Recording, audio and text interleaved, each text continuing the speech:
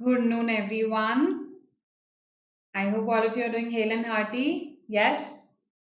Okay, so tomorrow is the CMAT, right? This is our revision session, right? We will complete all the language comprehension revision in one shot. That's the idea, right? So I welcome you to this session again. I am Nikita, and we will begin with this session wherein I have vocabulary questions, grammar questions, logic questions, all for you. Okay, all of them combined, right? So the idea is to give you a mixed practice. Hello, Bahubali. Right. Strong name here. Yes. So let's begin with our practice. I'll give you questions. We'll try to complete them in a timed manner. Okay. So please keep this in mind that there also, see, I understand that CMAT does give you ample time, but that does not mean that you will be deliberately lazy about it, right? So keep the time constraint in mind and try to finish the questions accurately as early as you can, right? Good afternoon. Good afternoon, Kirtana, Malvika, Madhuri. My sluggish life. Okay, not a very active name. Yes. So here's an idiom question, and it's a very common idiom. So tell me what the answer should be. Yes. Hi, Satyajit. Hello. What does the idiom "make a mountain out of a molehill" mean? Let's see who answers the fastest.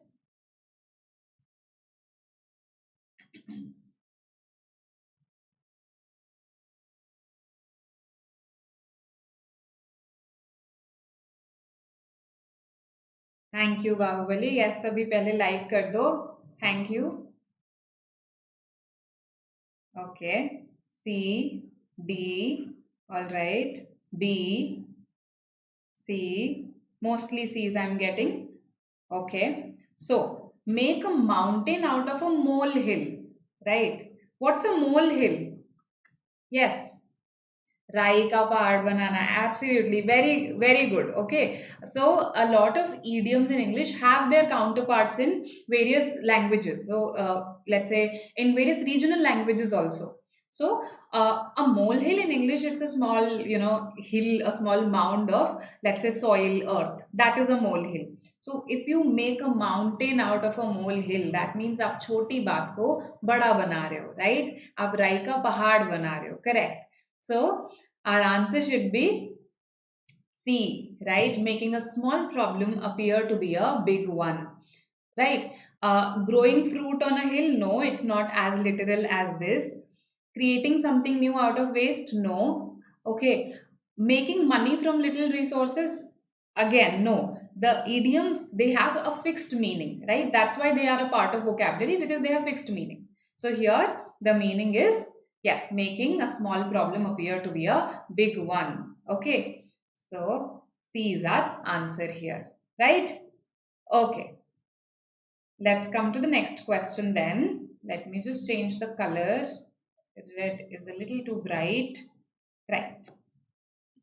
Okay. Coming to the next question. It's a fill in the blank. You have three blanks here. Choose the correct one, the correct option. Yes. The way we dash our bread, taste it, respect it, and dash the process of making, eating, and honoring it determines the kind of dash we have and the kind of social beings we are. Yes. Let's see what you say.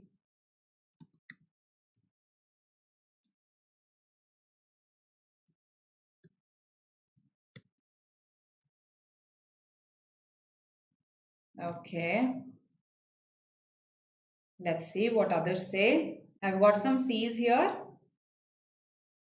B. Okay.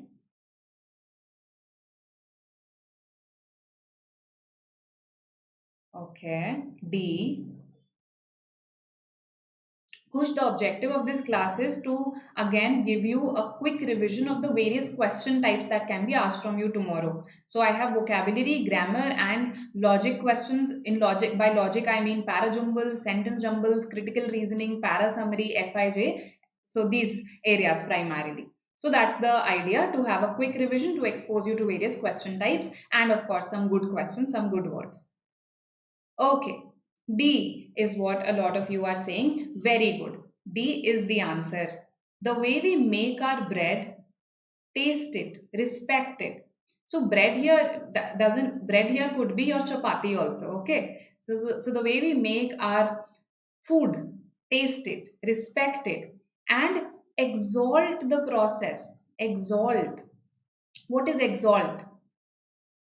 So in a metaphorical sense, it means to, speak very highly of something, to think very highly of something. That is exalted.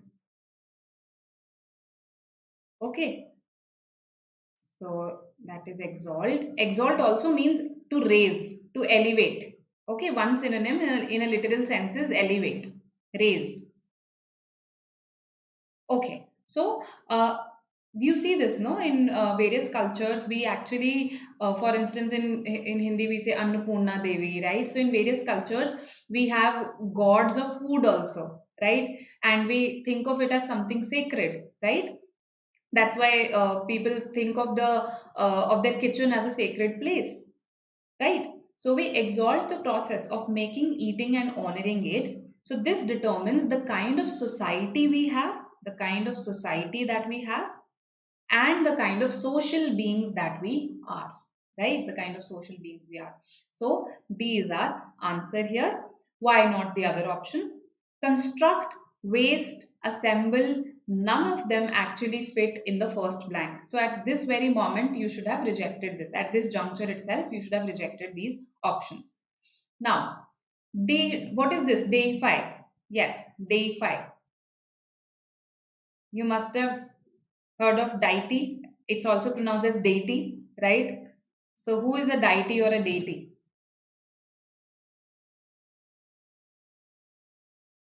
No, Jagdish. So there is a subtle difference. The society that we have, that means, okay, I am talking about the collectivity here, the collective group, the kind of society that we have. And when I say the kind of social beings we are, I am talking about me as a part of that society, right? So that's the difference, whole versus part. Yes, what is this deify and who is a deity or a deity? Yes, tell me. Deity is a very common word, right? No, no, no, not skinny, not skinny. Deity means God. Very good, Bahubali. Deity is God. Okay, so the various gods and goddesses in various religions, they are the deities of that religion or deities of that religion. Now, to deify, it means to worship, to regard as God. It's a verb form of this noun. Okay, to worship or regard as God. That's the meaning. So, that could have fitted here, no problem. Deify could have fitted in the second blank, no problems there. Okay, however, the first ones themselves don't fit, right? Relationships could also fit here. So deify, relationships, exalt, relationships, these could have fitted, but construct, waste, they don't fit. That's why we rejected A and B, right? See, the kind of society is better as compared to the kind of community, right? And assemble does not fit at all. So C was the easiest to reject. D is our answer here. And we learned some new, that is defy.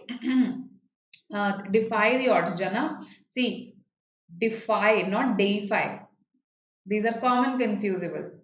Defy the odds. When you defy something, you refuse, you reject it, disobey it. That is to defy.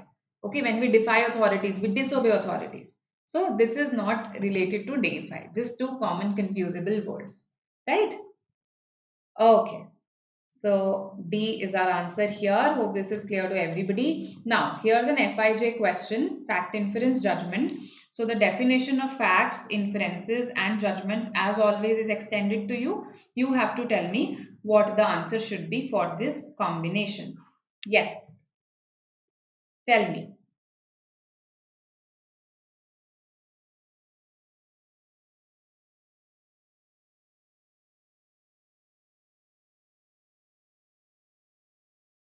No, Vrinda. Community could be any kind of a community. For instance, a community of the elderly, a community of like-minded people, a community of poets. It is not confined to religion. Okay. I understand that probably you are confusing it with the word communal. When we talk about communalism, there we talk about this is a communalism is a negative phenomenon wherein you consider your religion to be superior and you perpetrate violence in the name of religion. That is communalism. Okay. So A is what I've got. D also I've got. What else? B and C, anyone? B and C.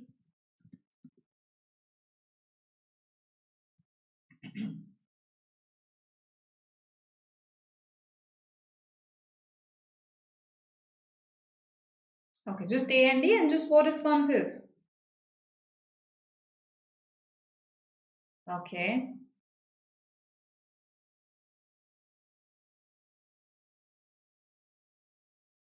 C, all right. B.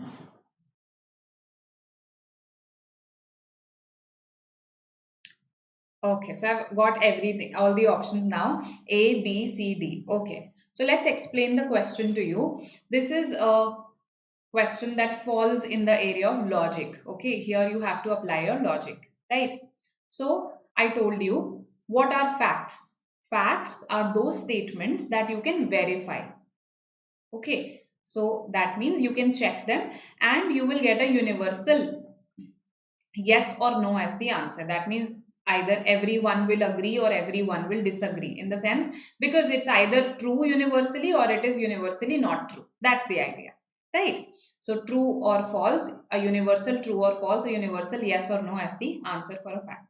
So let's check which statements are facts here. A. Delhi University is the largest university in the world. Can you go for a fact check for this? So whenever you can go for a fact check for a check for a statement, that is a fact, right? I can verify this. The answer will be either a universal true or a universal false, right? So A is in the nature of a fact. Right at this juncture, C and D are eliminated. Okay. Now between A and B, I'll be smart and I'll see that the only difference is here in the third one. First one says it's an inference, second one says it's a judgment. So let's come to the third one then. Yes. Okay, before that, let me read the definitions of inferences and judgments. What are inferences? These are conclusions drawn about the unknown on the basis of the known. So, on the basis of something known to me, I draw a conclusion about something that is not known to me. So, basically, I make a prediction, make a conjecture, suggest something. That is what I do. So, look at C. Khaleesi must be a strong-willed woman as she became the first ruler of her province. Right? Which part here is known? The first part or the second part? It is the second part that is known. She became the first ruler of her province, right? So I can in fact go and check it also. It's in the nature. This part is in the nature of a fact. On the basis of this, I have drawn this conclusion. On the basis of this, I have drawn this conclusion. Now, just because your conclusion, now this is one thing that you have to keep in mind, that we sometimes, yes, we draw conclusions based on some facts, but these facts may not be related at all to the conclusion. If that is the case, no, then you can't call it an inference, then it is a judgment only, right? But here the fact is very related to the conclusion, and here the reasoning seems to be correct. The reasoning seems to be correct. Okay, somebody becoming the first ruler of their province, that we can conclude, infer reasonably, that must have required some strong will, right? And that is why this can be called an inference, because it doesn't seem to be too biased. Okay, it doesn't seem to be too colored, opinionated, right? So our answer is A here. Fact, judgment, inference, judgment. Judgment, if let's say you say, I don't like him. So something that's based on your likes, dislikes, approval, disapproval, something that's very personal in nature. Okay, or something that tends to be biased. That is a judgment. So I hope this is clear to you. Now, A, Soronil, it is not, it's not the case that the statement will verify it for you. The statement does not have to verify it for you. Can you verify this statement? I am asking you this. Can this statement be verified? Can this statement be checked whether Delhi University is the largest university in the world or not? Obviously, it can be, right? Now, B says, I'm sure Bangalore is the most beautiful city in the world. This is clearly a person's opinion, right? So, judgment. Talking less is the best. You might contradict me, you might say, no, no, talking less is not always the best. Sometimes you have to talk, for instance, in a group discussion, right? So, clearly an opinion, and that too a very personal opinion, judgment. So, B and D are judgments. So, I hope through this, it's now clear to you what are facts, what are judgments, and what are inferences. Okay. So why is C not a judgment? Okay, we'll discuss that. Then a judgment tends to be relatively strong because it's in the nature of a personal opinion. So not everybody is going to agree with it. So people generally agree with balanced statements, right? Because they are based on some reasonable basis. So yes, they tend to be strong. That's why I said they tend to be colored. Okay. All right. D is an inference. Why? Okay. Look at the definition of an inference. An inference must definitely have two parts. One is the conclusion and the other is the basis on which you have drawn that conclusion. So this basis is something that is known. Okay. So on the basis of this known, you draw a conclusion applying your reasoning. This arrow represents reasoning. Right. So this known can be in the nature of facts, right? Because it is known, it is usually in the nature of facts. So let's call it a premise instead of calling it a fact, because premise simply means basis.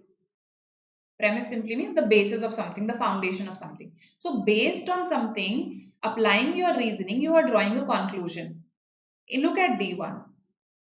Talking less is the best. Talking less is the best. Here, I do seem to have an opinion, a conclusion of sorts, but what is the basis for it? On what basis am I saying this, that talking less is the best? There is no basis for it. So, when there is no basis for it, it cannot be an inference. Okay. Can it be verified whether talking less is the best or not?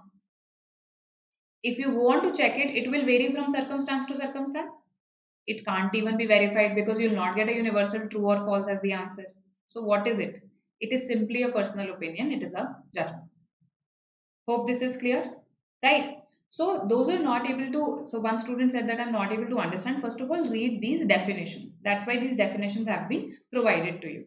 Okay, fact, I have explained to you, something that can be checked, verified, and you'll get a universal true or false, which is something that I am getting for A, right? So if I say poverty, let's say suicide is the largest cause of deaths in India, can be checked, can be verified that, okay, what is the largest cause of death, right? Then automobiles contribute to a very, to the smallest share. Automobiles have the smallest share in the country's pollution. Can be checked, right? So these are in the nature of facts.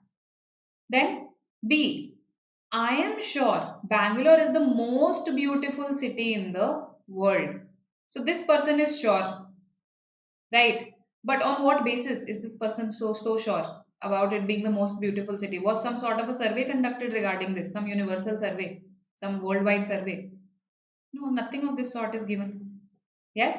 So this is a personal opinion which is not backed at all by any basis whatsoever. So this, first of all, this is not verifiable also. How will you verify this?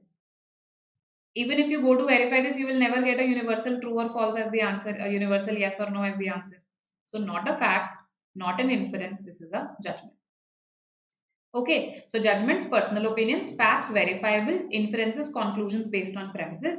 And if I look at C, here I have a conclusion which is based on a premise, right? And this premise seems to be reasonable enough that, okay, she became the first ruler of her province. So ruler, first, right? So from this, I can reasonably conclude that she must be a strong-willed woman. See, again, the person is not sure that she is a strong-willed woman. The person is saying she must be a strong-willed woman. It's a possibility, it's a likelihood, right?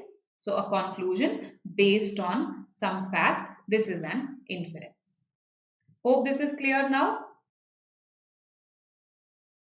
Okay. Why are these questions supposed to be skipped, Malvika? So last this question came in CMAT 2018. Okay, I agree. But that does not mean it can never come again. Right? Okay. Coming to an analogy question. So dwindle is to abate. You have to give me a similar relationship here. Yes. Similar relationship. Let me see what you say.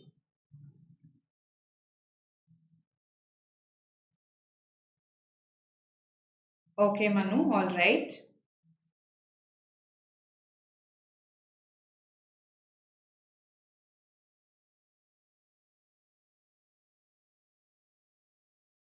Hmm.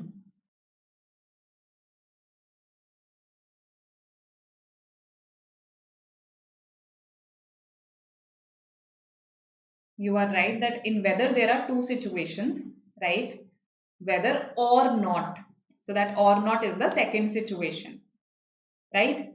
Whereas in if we use when something is conditional, when there is a condition there. Okay. All right. In analogy questions, the analogy questions are related on are based on vocabulary and your logic, right? Primarily vocabulary. So dwindle, the dwindling population of that country. Dwindle. Dwindle is to decrease. Okay, dwindling prices, dwindling population, that means decreasing. So decrease. Abate. The storm abated. Her anger abated.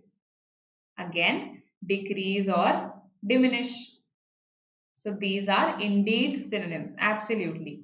Now, which options can be easily eliminated? Yes. Also, see, let's say you did not know the meanings of these. You did not know whether they were synonyms or antonyms. Look at this. Deplete is to amplify. Regress is to mature. So regress is to go back. Mature indicates progress, right? So these are slightly, I'm not saying exact antonyms, but yes, to some extent antonyms. Deplete is decrease. Amplify is to expand. Again, in the nature of antonyms. If you look at, so, and I am assuming that you do not know this. You do not know this at all. Let's say antonyms, antonyms. Remit is to accumulate. Remit. When you remit money, you send it instead of accumulating it. Again, an antonymous relationship. So, do you see that three of these have antonymous relationships? Whereas enunciation, your enunciation, the way you pronounce something, the way you articulate yourself, these are synonyms. So based on grouping also, you could have eliminated here. Even if let's say you didn't know the meaning of dwindle is to abate, dwindle or abate, right? So B is our answer. I hope this makes sense to you because the words given in the options were not very difficult. You could have grouped and eliminated here. Okay. So dwindle and abate are synonyms. Regress and mature are not synonyms, they are antonyms. Right? Enunciation is the way you pronounce something, right? Your clear pronunciation. Correct. That is enunciation. Okay.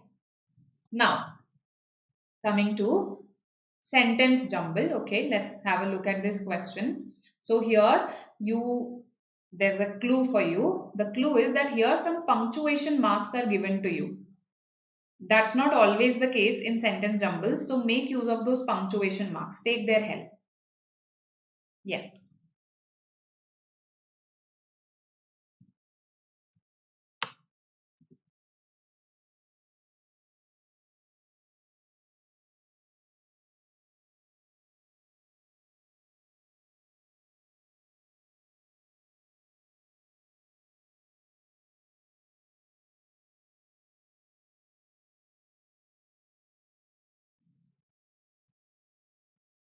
Remit is related to remittance. Yes, yes, Vrinda, it is related to remittance. Okay.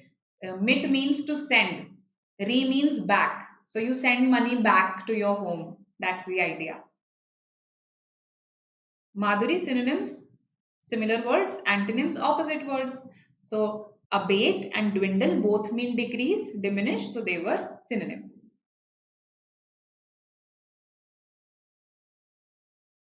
Let's see what you say here.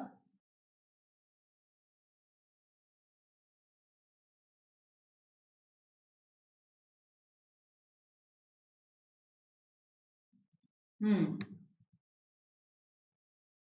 Take the help of options also. That will make things easy.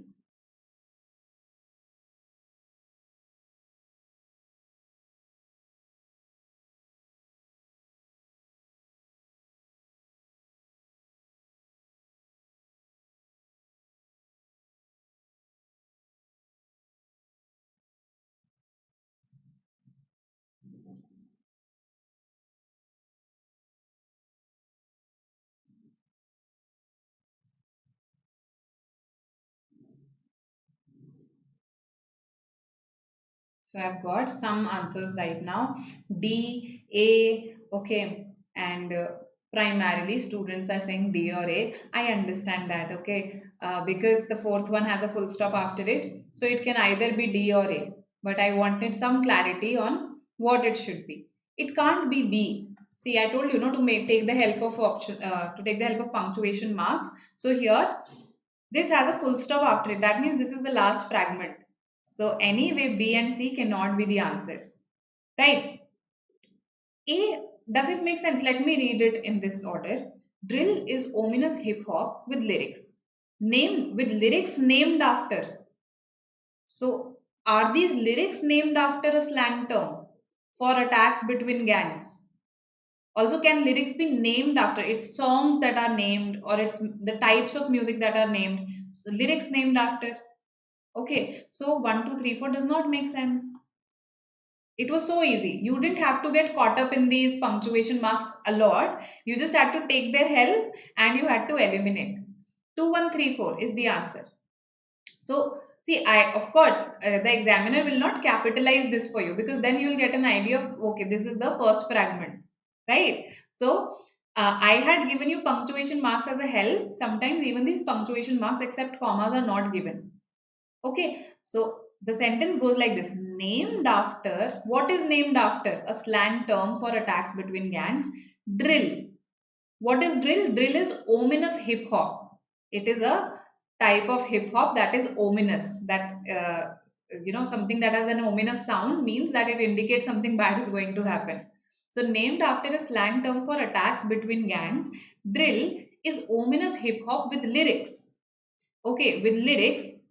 Now, lyrics about drug dealing and street crime. That makes sense. So, what is this doing? This has actually been put in between. It has been inserted in between the sentence, and that's why it has been put in between these dashes. These dashes, just for your knowledge, they are called M dashes. Okay, they are used to introduce additional information in between a sentence. So, drill is ominous hip hop with lyrics like trap and gangster rap before it. So, that they are also ominous hip hop with lyrics, right? So, drill is ominous hip hop with lyrics like trap and gangster rap before it about drug dealing and street crime. So, probably trap and gangster rap also, they have lyrics about drug dealing and street crime. They are also some form of hip hop, right? So, 2, 1, 3, 4, that is going to be our answer here. Hope this is clear to everybody. We had a lot of clues. No, this is not a previous year question. I think I have covered all the previous year questions with you. Okay. I don't think I am now left with any previous year questions. Okay. Moreover, as I told you, all your previous year questions are memory based questions. All right. So I hope this is clear. Sentence jumble. Now, look at this. You have to spot the incorrect or inappropriate sentence here. Okay. Let's see what you say. Inappropriate or incorrect sentence.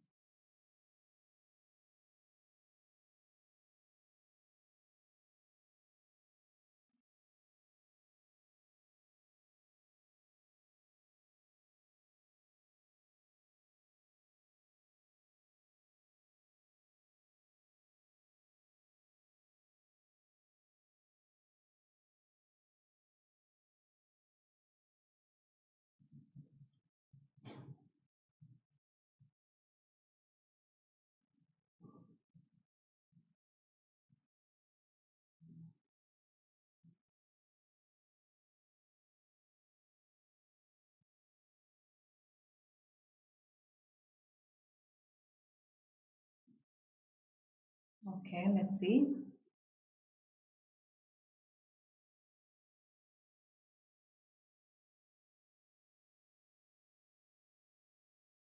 DAC. Okay. So it's pretty ironical that Bin Laden is telling us that crime is not good, isn't it? DAC. Okay. Confused between A and D. All right. So B, everybody seems to have rejected. Okay. So Manu, see, there is nothing like a commanding sentence. We have imperative sentences and we have affirmative sentences. Okay. Imperative and affirmative. In imperative, we give a direct command like come here, go there, make a pact. So if you are directly addressing a person in front of you, let's make a pact, or saying make a pact, that is an imperative sentence. When you say we must make a pact, that is a normal sentence, an affirmative sentence. Okay, a positive sentence. We must make a pact. Okay, hope this is clear. Now, A, B, C, D, I've got everything by now. Right, let's discuss this. Ramesh and Dash go out for a movie almost every weekend. Okay, so whenever you are confused in such sentences, although I don't think anybody was confused here, because I think almost all of you have given me A, C, or D. So break it. And is a conjunction? No. Basically, this sentence is a combination of two ideas. Ramesh goes out for a movie, then what will you say? Me go out for a movie. Will you say that? Me goes out for a movie, or I go out for a movie? You would say I go out for a movie. So then here also it cannot be Ramesh and me. So A is A is definitely erroneous. So option B gets eliminated right away. He is the protagonist of the movie. He is the hero of the movie. Protagonist is the lead character. So he is the hero of the movie. This is fine. No error here. See, you, she, and I must make a pact to meet one another at least once a year. Our normal affirmative sentence. And this is fine. You, she, and I. So I needed subjective pronouns here, subject pronouns here, and I've used them. Must make a pact to meet one another at least once a year. Right? Okay. So this is also fine. That means this is eliminated. It was I who was calling you incessantly. Now, should it be it was I, or should it be it was me? That's the question. It was I who was calling you incessantly, or it was me who was calling you incessantly? See, I am just stressing on the fact that I was calling you incessantly, continuously, incessantly. So I am just stressing on it and saying it was I, वो मैं थी जो call कर रही थी, instead of saying मैं call कर रही थी, right? So it's just used for stress. It was dash who. Okay, the sentence is essentially this only, so it should be I only. Nothing wrong with D. The answer is C here. A only. Only A was incorrect, right? Not it was me. Not it was me. Okay. Sequence. Okay. Shubh has raised a question. Just a second.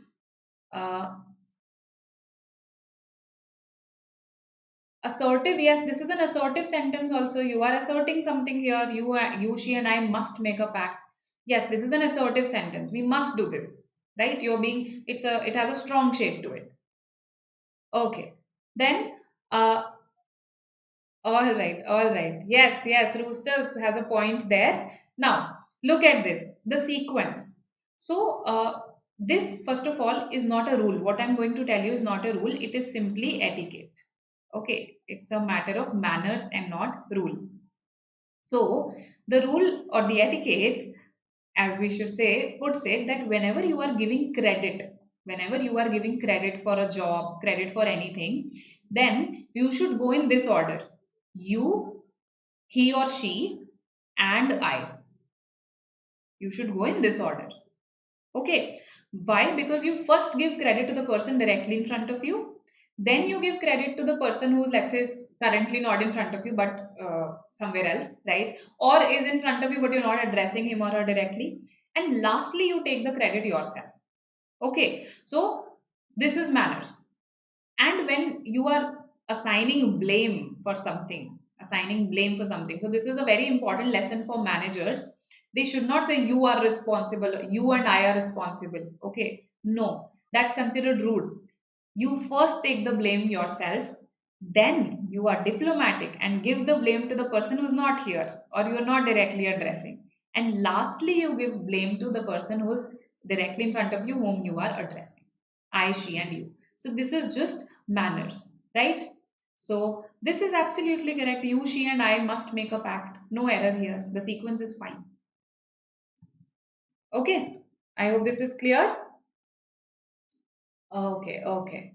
Now, ma'am, what if the word incessantly was not given? No, nothing. This is just an adverb. This is just describing it further. Then also the sentence would be grammatically correct. We are looking at grammar here, right? Okay. Then YD is correct. I hope this is clear now. YD is correct. It was I who was calling you. Okay, not me. Because essentially what I'm trying to say is I was calling you. I can't say me was calling you. So similarly, I can't write it was me who was calling you. I understand that it's difficult for you, some of you, to actually digest it because whenever we knock at someone's door and this person says, "Who is it?" we say, "It's me," right? So, usually, when we talk to each other, we use me more in such circumstances, but actually, we should say, "It is I," or "It's I," not "It's me." Okay? Because again, it is me. Why should I use me here? If I use me here, what is the subject of this sentence? There is no subject then in this sentence. I need a subject, and when I need a subject, I need the subject pronoun. This is a subjective pronoun. Okay? So, just something that you should know. Okay. Now, here we have a critical reasoning question. Okay. Uh, the first of all, read the question stem. It says, which of the following will make the above paragraph redundant? So the above paragraph must make some claim, must state something. You have to destroy that completely. You have to make it redundant. Okay. And one of the four options is doing that. So let's see. Easy question, this one. Let's see what you say.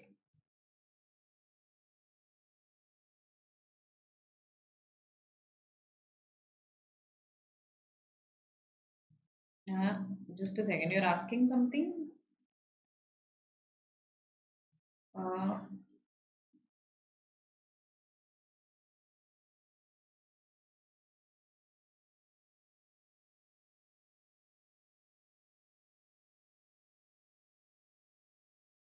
Shivansh, I hope whatever the confusion was is clear to you. Redundant means completely irrelevant.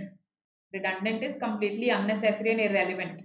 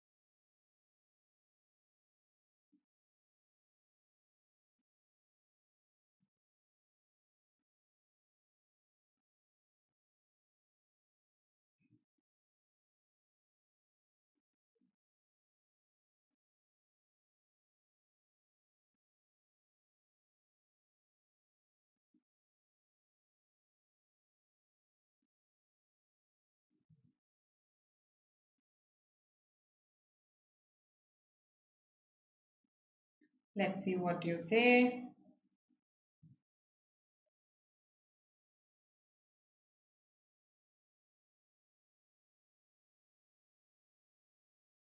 I've got my first response. Dipali says 4. Kritika says 2. Kirtana says 4. Slayer Fryer. Okay. 3. Slayer Fryer says 3. Shama 4. Okay, so getting a lot of 4s. Abhiram is saying D for door. All right. Okay, 3, 4. Basically 3 and 4. That's what I'm getting. I've got 1, 2 also, but mostly 4, some 3s. I can say that. Okay. So, what is the main claim that has been made by this paragraph? The main claim is that Indian religious and ethical space is different from that of the Western countries. This is the author's opinion. What is this opinion based on? What is this opinion supported by? Let's see that. The Vedas, the Upanishads, the Bhagavad Gita, the Ramayana, and the Mahabharata, etc., enrich Indian religious and social space. Details of the treatment of human values and dharmas have a long tradition. They are often compared, contrasted, and debated by the characters in the Ramayana and the Mahabharata. Okay. In the process, it has given birth to a tradition of dharma, which has been transferred from generation to generation. Okay, in India, we are talking about India right now. Ethical discourse was not a one-time affair. From time to time, religious leaders from various regions of India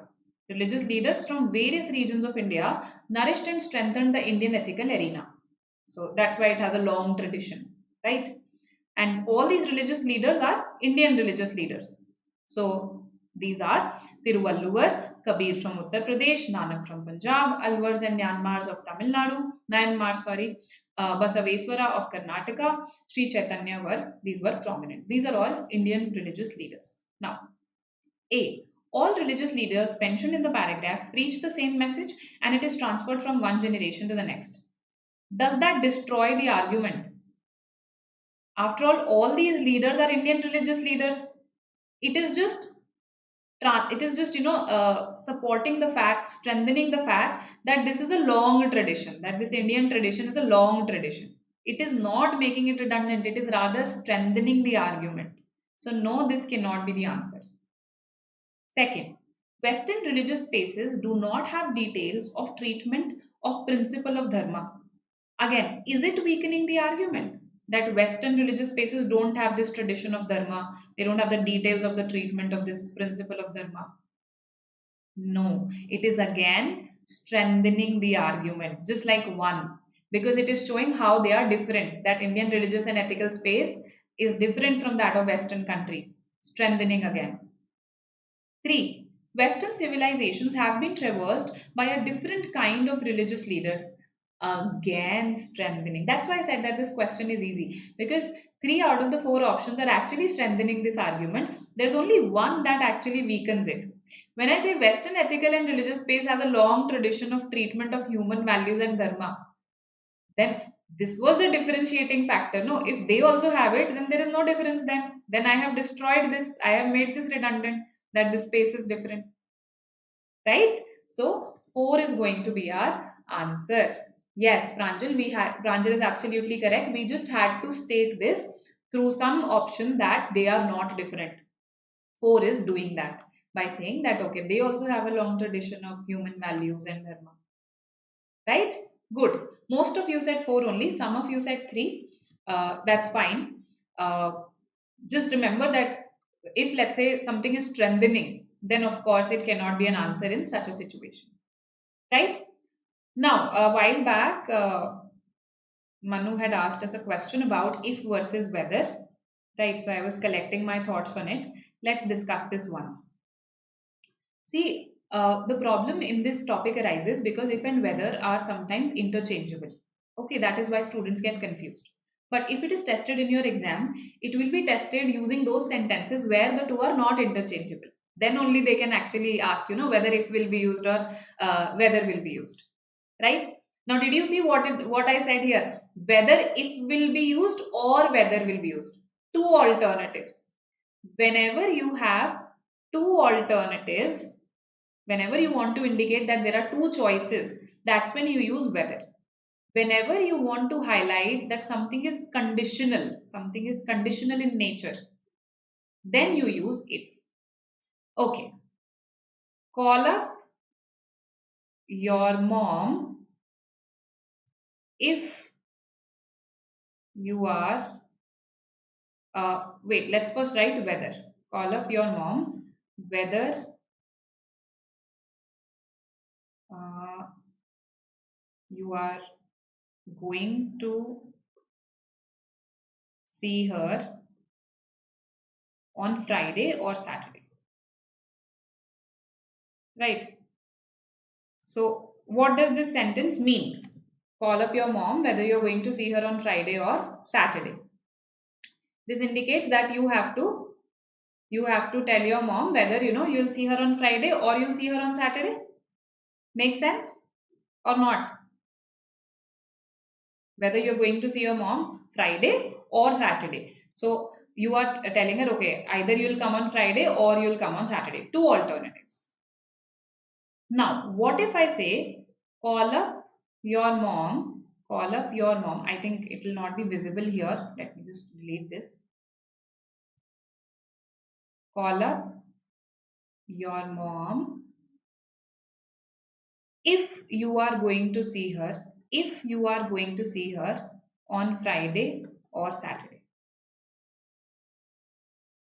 Do you see how the sentence has changed its meaning now? You must be thinking, abhi bhi do alternatives hai, to how come am I using if? Yet, see, there is a difference. Now there are not two alternatives. Now there are not two alternatives. Rather, there are three alternatives. What are those three alternatives? Either you'll see your mother on Friday or you'll see her on Saturday. There is a third possibility that you will not see her at all. Not see her at all this week. Okay, so if makes it conditional. In whether whether it was sure that you are going to see her. What was not sure was whether it will be a Friday or a Saturday. Two alternatives. But the moment I added if here, then it became conditional.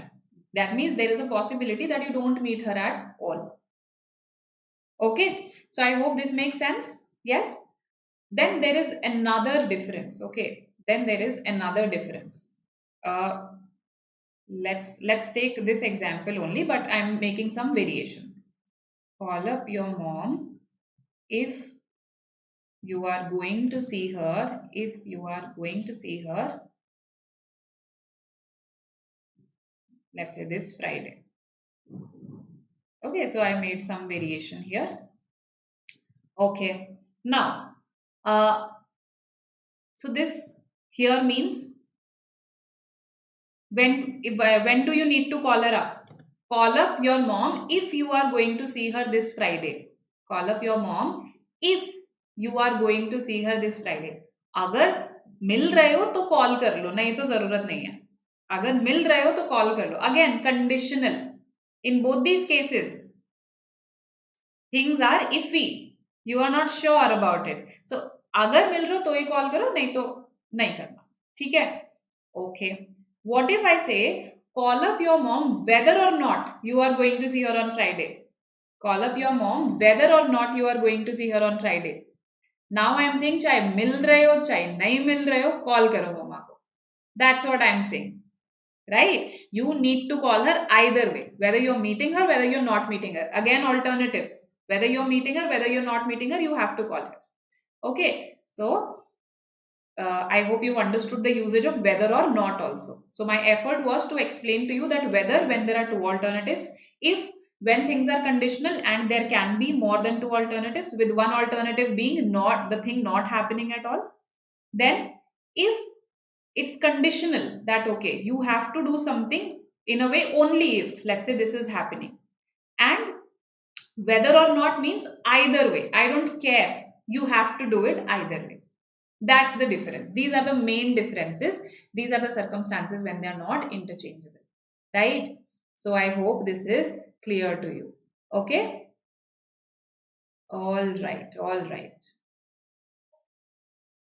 Okay, so you are requesting for an entire grammar session. Which verse is that? A few, the few. That's going to take an entire grammar session.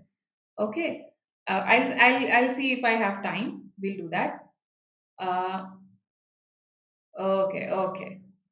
let's come to the next question now. Okay, so far if you're finding value in this session, then please go ahead and press the like button. Okay, that's important for us. And in case you have any queries later on in the day also, you can always comment it in the comment section. I'll reply. Okay, you can share it with your friends if you wish to, and do subscribe to the channel because other exams are also coming, and I'm sure you would want to attend their sessions as well. Now, we have a grammar question. What is the best way of writing the sentence that is given to you? Right. So, the same sentence given to you in multiple options with minor variations. Go for a vertical scan. Notice those variations and eliminate. Thank you, Rituraj.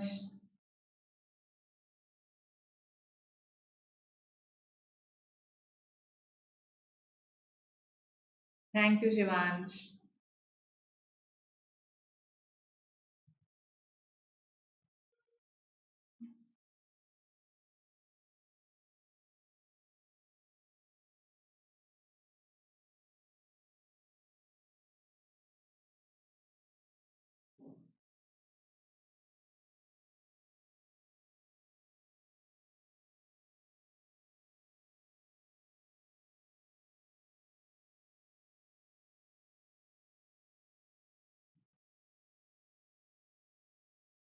Let's see what you say here.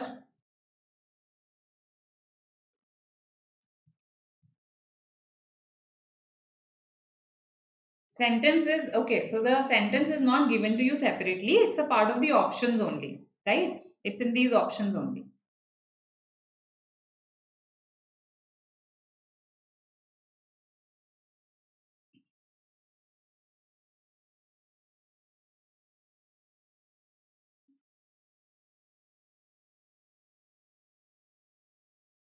Okay.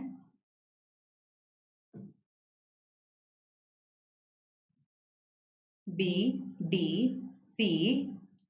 I've got all of these. All right.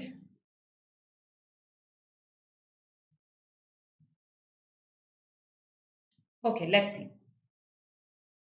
So, A you have rejected. China's decision to allow couples to have up to, see, up and to, they are two different words. Up to is not a word. Up to. They are two different words. To have up to 3 children continued to dominate discussions online as people debated if they had come too late. If they had come too late. Okay. Uh, so they, what does this they refer to? The people. People had come too late. Children had come too late. Couples had come too late. No. They were debating whether the decision had come too late. So, because I'm talking about the decision, I cannot use they here. Decision is singular. I have to use a singular pronoun here. So, it should be it. It should be it. A and C are outrightly eliminated. Now, B and D. So, what's the difference here? The difference is just of this comma, isn't it? The other things seem to be the same. It's of this comma. Do I need a comma? Do I need to pause before it? The people debated if it had come too late, or the people debated if it had come too late. So I do not need a comma here, right? D puts an unnecessary comma. B Bangalore is my answer. Okay, the comma is not needed. So if, for instance, if I come to the party, I'll inform you. If I come to the party, I'll inform you. So tell me something. Do I need a comma between if and I here? If and I here, do I need a comma? I don't. Right? So this is eliminated. This is putting an unnecessary comma here. B is our answer. Hope this is clear. Okay, okay. All right. So let's come to okay, so some queries that have been asked, let me address those. So first thing that you asked me was the difference between which and that. which versus that. Okay. So let's see. If I say I live in a town, I live in a town which or that has a thermal power plant. What should you write here? I live in a town which or that has a thermal power plant. Yes.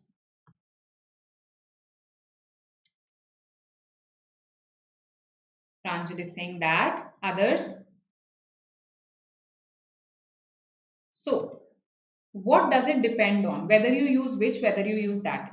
It depends on whether the information that you're conveying is essential, or non-essential. The information that you are conveying is essential or non-essential.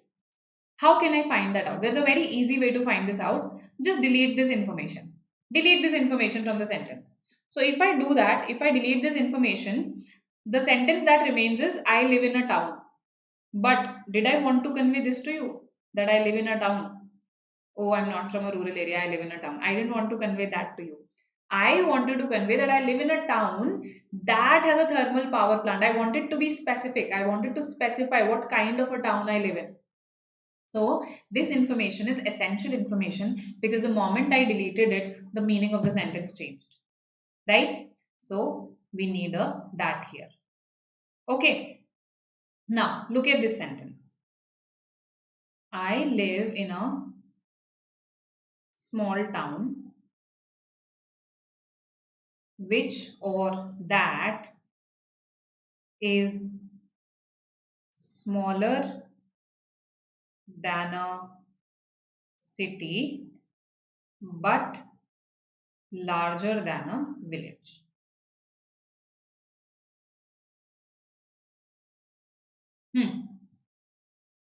So tell me, which or that this time?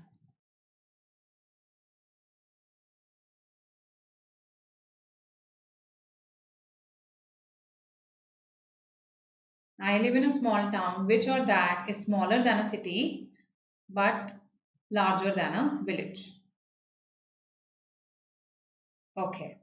So you started answering and I'm getting which. Absolutely correct. Because this time I am just elaborating how small or how big it is. I have made my point that I live in a small town. Now I'm just explaining, just elaborating how small or big it is. Right? This is additional information. This is non-essential information. And that is why that cannot come here. Right? And again, a big clue for you. Usually, and I'm highlighting this, usually, whenever you write something that has which, whenever you write some information using which, you generally put a comma before and then you begin. Right? In fact, if this information containing which comes in between a sentence, you enclose it in two commas that are called parenthetical commas, bracket wale commas. Right? So, for instance, my car, which is red in color, has been stolen. So the main thing that I want to say here is that my car has been stolen. I'm just elaborating on what kind of car I have, which is red in color. So this is additional information. My main point is this: my car has been stolen. Right? Hope this makes sense to everybody. That versus which? Essential, non-essential? Okay, then I think then we can proceed. All right. So in between questions, I'll keep on taking up your queries. Okay, that we can try that way. Now, a preposition question. Let's see what you say.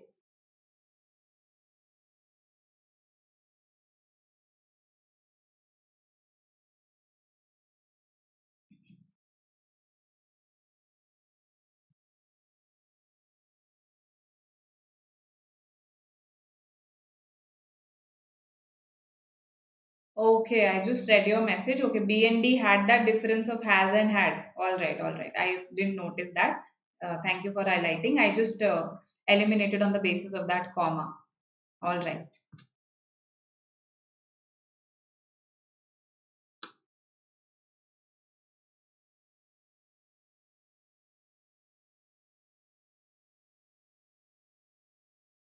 A, okay. Then is there a for LR as well? There's a GK session that I'm aware of, right? It's going to happen today. For LR, I'm not so sure. Okay. So A is what you are saying. What else? A. Everybody says A. That's good. Nobody says B. In the planned time.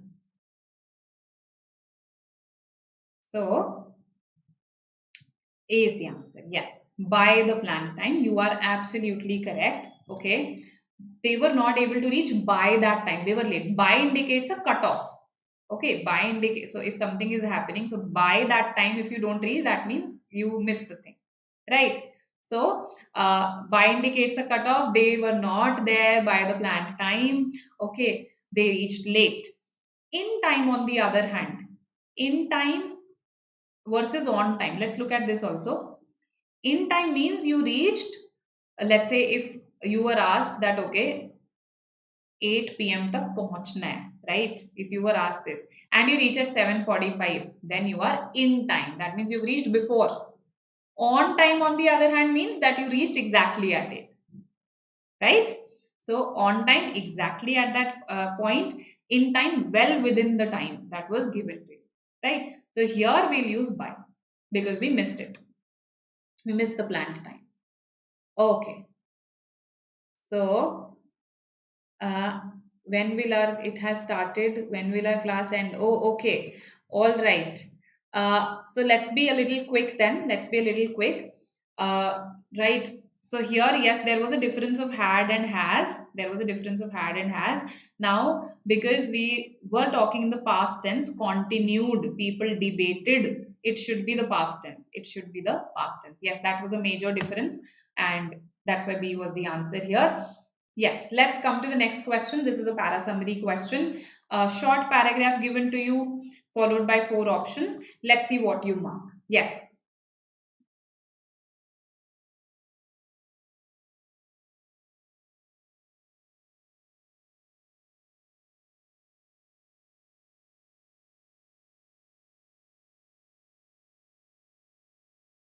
Between and at. Between by and at. Okay. At the planned time. Just a second. I'll go back to the question and then we'll discuss.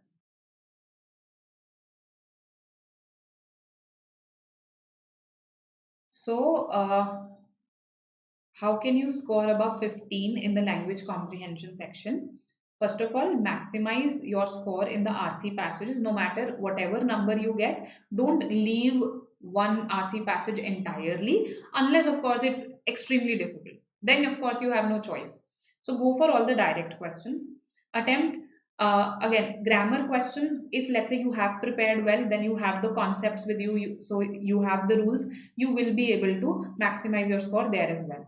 Vocabulary, whatever you know, mark, but don't make random guesses, random flukes. Okay, don't do that. There is negative marking, right? So I think with the combination of all of this, and we are doing some logic questions also, para summary, para jumbles, they also help you. See, you have options in para jumbles, so do give para jumbles a shot. So I think if you combine all of this together, you will be able to score above 15, right? Also, it depends on the difficulty level of the paper. Maybe let's say nobody scores above 15 if the paper comes out to be extremely difficult tomorrow. So don't keep such cutoffs in your mind, right? That's also another thing. Okay, okay. Madhuri, you are asking about the meaning of this expression has had. I thought you were telling me that, okay, in that option, those were different. Those two options were different. I'll explain that, okay? Wait for a while. Let's discuss this once, this question. Then I'll tackle those queries. Okay.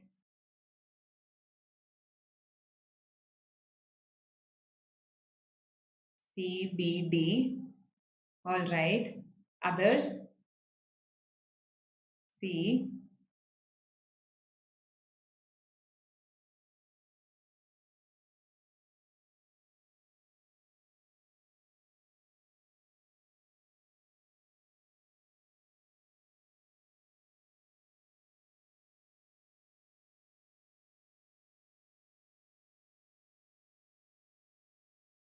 okay, C, B, D, C, okay.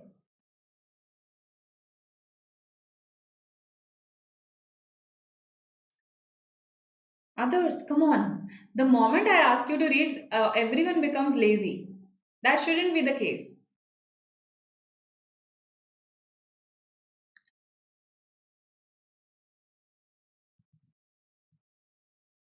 Okay, okay, all right.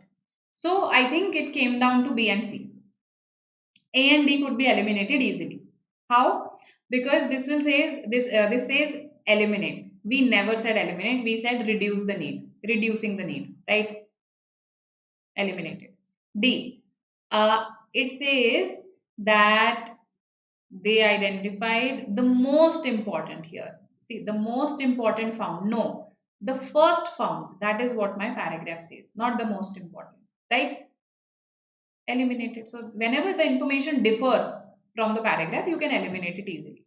Between B and C, it's actually a good question that way, that B and C both are close. And in B, you must be thinking, okay, here it says large scale efficacy trials, but here it does not mention that.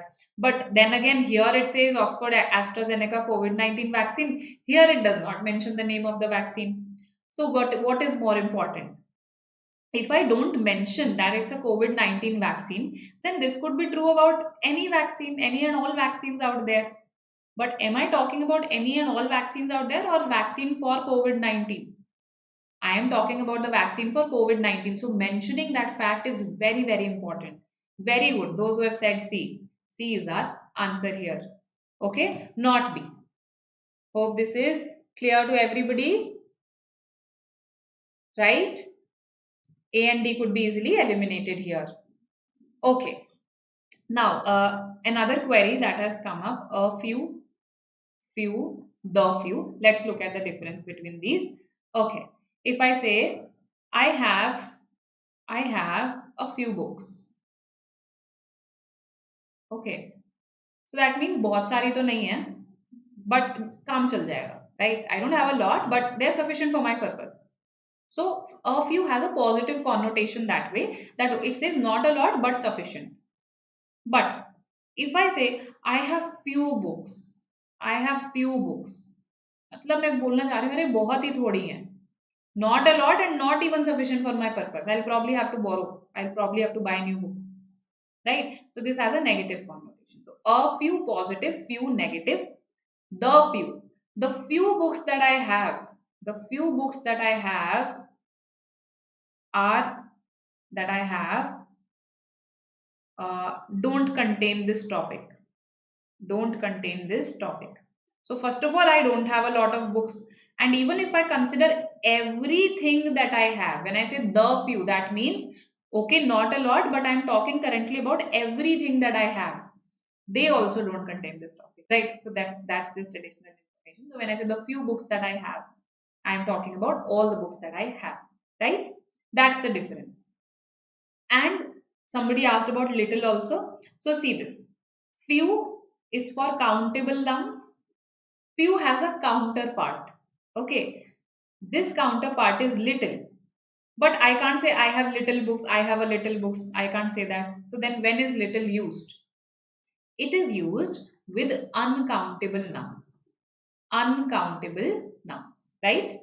So I have little water, I have little milk, I have a little experience, right? So with uncountable entities, you use little and it works exactly like these three.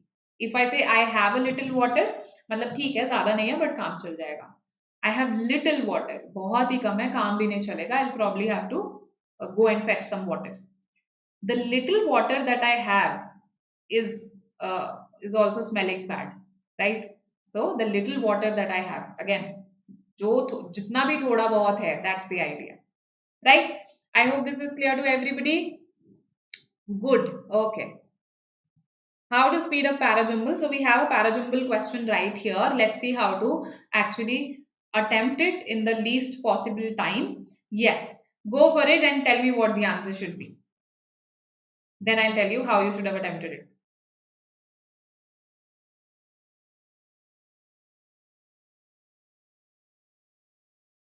Easy question. Money is countable. Money is uncountable. Sorry. So a very simple check to find out whether something is countable or uncountable is just put a number before it. Can you say 2 monies, 3 monies? You can't. So it's uncountable. Okay. I can't say 2 water, 3 waters. Uncountable. Some students say, but I can say 2 liters of water. In that case, liter is countable. उसके immediately before लगाना है. ठीक है?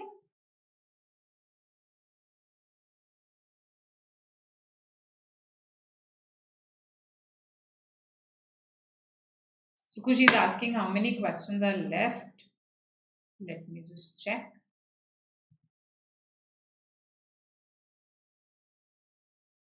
Just 2 more questions to go. 2 more questions. And they are easy grammar questions, so you don't need to worry. So I've got Madhuri, Supriya, Megha, all of them are saying C. Okay. This is a parajumble question. This is a parajumble question, not a sentence jumble. You have to form a coherent paragraph.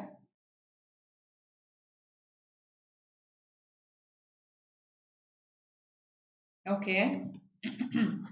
So this one had a lot of clues actually. So you really didn't need to worry about this. Okay. Sorry. Just a second. Oh. All right. This I have given the wrong instruction. Okay, let me first explain this, then I'll tackle with what has happened. So here, first of all, Virgin Galactic. Virgin Galactic is perhaps the name of the company that is given to us, isn't it? Then we say, but the company and the company nonetheless. So there are a lot of connectors here, a lot of transition words, isn't it? You should have made use of them. See, again, all the options tell us 3 is the opening sentence. So you didn't have to really put your mind to it. We are talking about this company called Virgin Galactic. So this is the opening sentence. Now, it was founded by so and so company, so and so person. It has spent years pledging to take groups of customers on brief scenic flights. Where does it take them? On brief scenic flights to suborbital space. Okay. Now, here we are in, and we are talking about tickets. In 4, I mean, in 2 we are talking about tickets. In 4 we are talking about tickets. So probably they come together, either 4-2 or 2-4. One talks about the fact that, okay, although it has spent years in doing that, but the company has faced a series of complications and delays while doing so. So it does take them on brief scenic flights, but the company has faced problems. So it should be 3-1. Now, most of you are confused between A and C, right? Some of you are saying A, some of you are saying C. So 2-4 or 4-2, that's what we have to decide. Now, it says that it has faced problems. That's what we ended on. We ended on a negative note in 1. Nonetheless now dilutes the effect. Nonetheless is a diluting transition word. फिर भी Virgin Galactic has already sold tickets for this amount of money to more than 600 people. Despite all of these problems, it has still sold tickets. And the company said it expects to see broad interest when ticket sales reopen.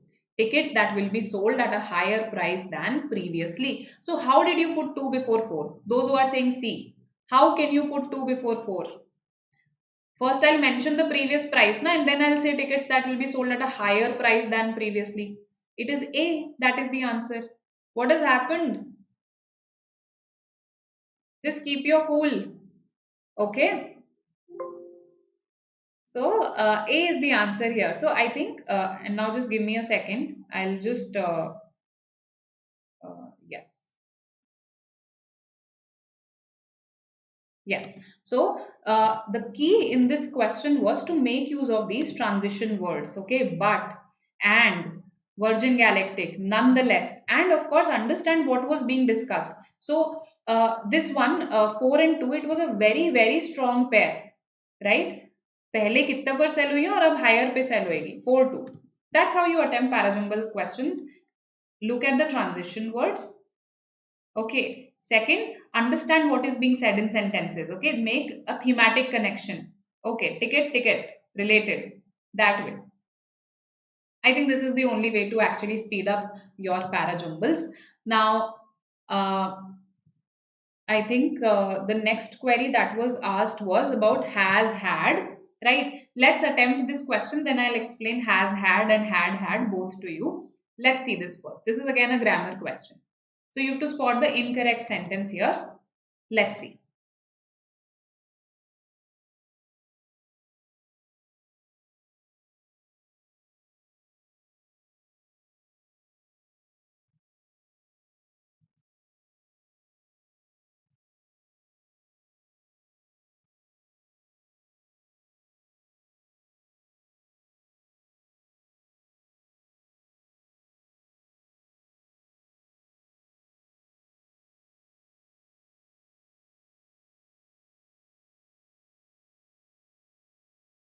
Welcome, Satvik. So, what is our answer here? Which is incorrect? There's a very obvious error in one of the sentences.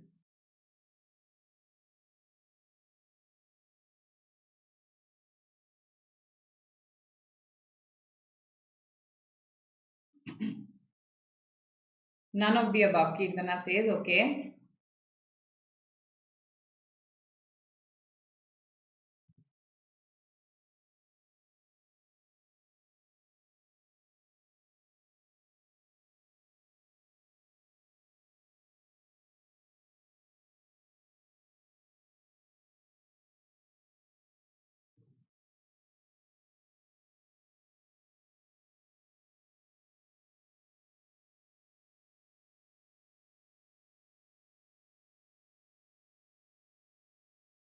Yes, what do you say?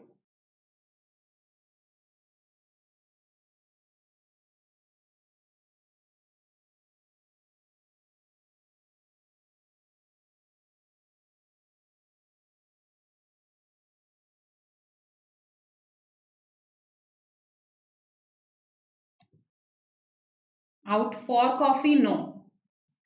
Out for coffee? No. It should be out to only. One is correct. Okay, one is correct. You ask someone out to lunch, to dinner, to coffee. Okay, to lunch or dinner or coffee. So one is fine. Two obviously has an error. Your bill adds on to does not make sense. Your bill adds up to. Again, up and to, two different words. Your bill adds up to $500. So when I calculated, I did some summation. It adds up to $500.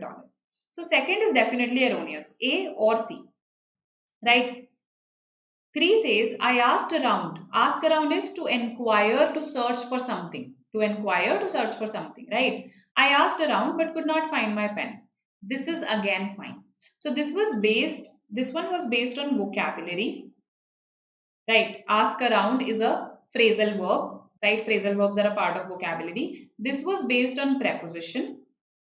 And this was again based on vocabulary. Add up is again a phrasal verb. Right? So you see how questions that appear to be grammar questions can actually be a mix. So it's only second that has an error. A is our answer. Right? One is correct. You take someone out to lunch, dinner, coffee. Okay. So 2 is the preposition that we need. Okay. Now I have written a couple of sentences here. She has just eaten some biscuits. Everybody agrees this is a correct sentence. She has just eaten some biscuits. Abhi khaye hain usne. Right. Now, one meaning. See the verb have can be used as a helping verb also. It can be used as a main verb also. So here it is a helping verb. She has eaten. Main verb hai eaten, helping verb hai has. So here I am using it as a helping verb. Yes? Okay. But have can also be used as a main verb. As a main verb, it means multiple things. For instance, I have a car. So I own a car. I I'm having lunch. I am eating my lunch right now. I'm having a good time. So I am experiencing something. So it means multiple things as a main verb. So here, instead of eaten, I can write some form of have also. Yes, because have means to eat. So what are the various forms of have? Have is the base form of the verb. The past tense is had, and the third form is also had. First form, second form, third form also had. So instead of writing eaten, see, it is a corresponding verb for this. Eat, ate, eaten. Instead of writing eaten, I can also say had. So she has just had some biscuits. She has just had some biscuits. She has had some biscuits. This is how you use has had. I hope this is clear to you. No rocket science to it. Right? Now, similarly, the second sentence, I had eaten the biscuits by the time my brother arrived. I had eaten the biscuits by the time my brother arrived. Again, everybody understands that this is a correct sentence. It's in the past perfect tense. कि जब तक मेरा brother आया तब तक तो मैं biscuits खा चुका था. Right? So I had eaten. Now, instead of this eaten, I can say had. I had the biscuits by the time my brother arrived. So this is how you use had. Okay, so has had, both are, I hope, clear to you. Okay, it is you in second, it is you. Oh, yes, that's a typo. That's perhaps, I am assuming it's a typo. They didn't really intend that. Yes. Good that you noticed this, Ria. So our answer here is, for this one it was second only, and I hope has had and had is clear to you now. Right? Okay then. Proceeding to the last question for the day, the easiest one. She just had some biscuits. She just had some biscuits. Then you are trying to say she just ate some biscuits. She just ate some biscuits. Okay. Okay. Now, if let's say it depends on whether you want to say that this is an immediately, like this action has been completed right now only. In that case, you should say she has just had. She has just had, and not she just had. Okay. In case, so if you want to show that अभी अभी बिल्कुल finish ही हुआ है, अभी अभी बिल्कुल finish हुआ है, has got finished just now, has got finished just now.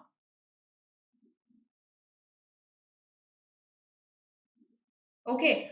If, however, you want to indicate that, okay, some time has elapsed, so it is a past event, some time has elapsed, so it is a past event, but it is not very long back in the past, not very long back in the past, then yes, even this is correct. She just ate some, she just had some biscuits. Okay. I hope this is clear. All right, so this was the last question for the day. Some of you have already answered this. A very easy question. The authorities have demolished the building. You had to change the voice. So the building has been, because it's present tense. I can't say was, I can't say had. The building has been. Building is singular. So D is the answer here. Right? Clear to everybody? I hope this is clear. Okay. Have eaten, had eaten, will have eaten, Aman, will have eaten. So I hope all your queries have been clarified, and I have tried to cover again vocabulary, grammar, logic, everything with you. Please don't forget to like the session, and all the very best to you. I will see you again today at 9 p.m. There we'll discuss some last minute tips, some things that you need to take care of tomorrow in the verbal section, in the exam hall, overall for your exam. Those we'll discuss at 9 p.m. today. It will be a short session, right? So you just have to join me for some minutes. Okay, these are some last minute tips. I'm not going to go for a comprehensive question based session, right? Welcome. Bye. Yes, you can leave for your session, and do join us for the analysis on 9th at 9 p.m. These are our ongoing batches. I'm sure you're aware of these. And this is our Telegram channel. You can join this for any further queries, any further doubts. Okay, so MHCT is going to happen after this. So I'm sure you're going to have a lot of doubts. So join that Telegram channel. Okay, all the very best, all of you. Welcome. I mean, just put your best foot forward tomorrow. Okay, bye. All my wishes are with you.